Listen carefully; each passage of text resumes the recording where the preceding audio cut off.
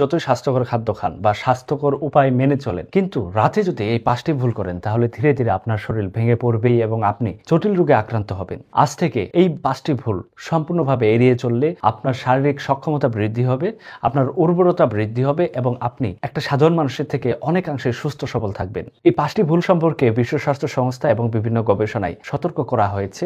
সেই 5টি ভুলের মধ্যে 1 নম্বর ভুল হচ্ছে রাতের বেলা পেট ভরে ভাত খাওয়া অথবা রাতে ভারী খাদ্য খাওয়া। রাতে আমাদের মেটাবলিজম এটার যে প্রসেস সেটা কিন্তু স্লো হয়ে যায় এবং এই স্লোটা হয় যখন আমরা অতিরিক্ত পরিমাণ পেট ভরে খাবার খাবো বা কোনো ভারী খাদ্য খাবো। এই মেটাবলিজম যে একটা প্রক্রিয়া সেটা স্লো হওয়ার কারণে আমাদের হজমের অসুবিধা হয়, যার ফলশ্রুতিতে আমাদের রাতে ঘুমটা কিন্তু পরিষ্কার হবে না। এবং রাতে যখন আমরা ফুল পেট খাদ্য খাবো, ফুল পেট খাদ্য খাওয়ার কারণে আমাদের দীর্ঘমেয়াদী ফ্যাটি লিভার এবং অবিসিটি বা স্থূলতার মতো প্রবলেম তৈরি হতে থাকবে। শুধু তাই নয়, আমাদের রক্তনালীতে চর্বি জমে হার্ট অ্যাটাক অথবা হাইপার কোলেস্টেরোলেমিয়া নামক এক ধরনের জটিল সমস্যা তৈরি হতে থাকবে। যারা রাতের বেলা পেট ভরে খাদ্য খায় তাদের ক্ষেত্রে ডায়াবেটিসের ঝুঁকি বাড়ে। সুতরাং হার্ভার্ড মেডিকেল ইউনিভার্সিটির তথ্য অনুযায়ী রাতে লাইট বা অল্প পরিমাণের খাদ্য খেতে হবে এবং এই অল্প পরিমাণ খাদ্য কমপক্ষে শোয়ার 2 ঘন্টা আগে গ্রহণ করতে হবে। সেক্ষেত্রে রাতে ভুল করার কারণে আপনার যে জটিলতা হবে সেগুলো থেকে আপনি রক্ষা পেতে পারেন। 2 নম্বর ভুল হচ্ছে রাতে দেরিতে ঘুমানো।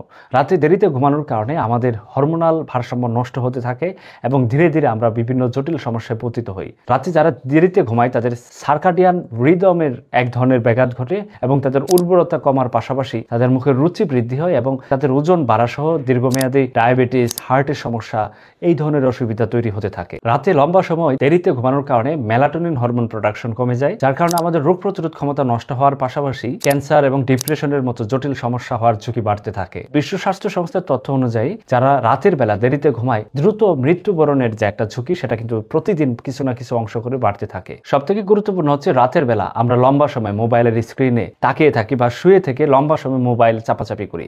মোবাইলের স্ক্রিনের যে লাল আলো বা ব্লু লাইট সেটা আমাদের চোখের মাধ্যমে ব্রেনে প্রবেশ করে এবং এটা আমাদের খুব দ্রুত সময়ের মধ্যে মেলাটোনিন হরমোন প্রোডাকশন কমিয়ে দেয় এবং এটা আমাদের ঘুমের মান নষ্ট করার পাশাপাশি বিভিন্ন ধরনের হরমোনাল জটিলতা তৈরি করে। সুতরাং রাতে ঘুমানোর অন্তত 1 ঘন্টা আগে মোবাইল ফোনটি বন্ধ করে রাখুন, এটা আপনার সুস্বাস্থ্য অনেকটাই নিশ্চিত করবে। রাতের বেলা অনেকেই পানি না খেয়ে ঘুমিয়ে পড়ে, সেক্ষেত্রে আমাদের রাতে লম্বা সময় আমাদের কিডনি, লিভার, আমাদের ব্রেন এবং আমাদের শরীরকে কাজ করতে হয়, যার কারণে ডিহাইড্রেশন হয়, কিডনির উপর একটা প্রভাব পড়ে। এর ফলশ্রুতিতে পরের দিন মাথা ব্যথা বা অতিরিক্ত ক্লান্তি লাগার মতো প্রবলেম তৈরি হতে পারে। বিশ্ব স্বাস্থ্য সংস্থার তথ্য অনুযায়ী পানি আমাদের দেহের বিষ সেটা পরিষ্কার করতে সাহায্য করে এবং ঘুমানোর আগে 1 গ্লাস ঠান্ডা পানি খেয়ে এরপর বিছানায় শুতে যান, সেটা আপনার সুস্থতা অনেকটাই নিশ্চিত করবে। যারা অতিরিক্ত দুশ্চিন্তা বা চিন্তা মাথায় নিয়ে ঘুমাতে যান তাদের ঘুম তো হবেই না, বরঞ্চ তাদের দেহে কর্টিসল লেভেল বাড়তে থাকবে।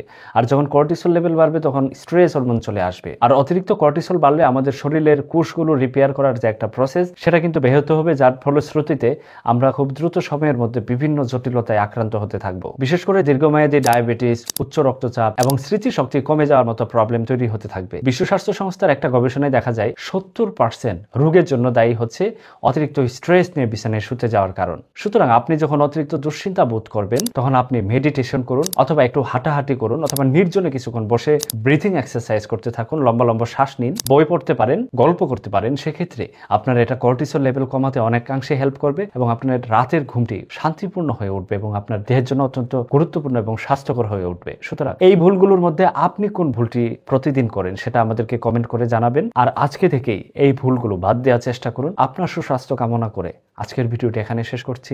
সুস্থ থাকুন, ভালো থাকুন, সালামু আলাইকুম।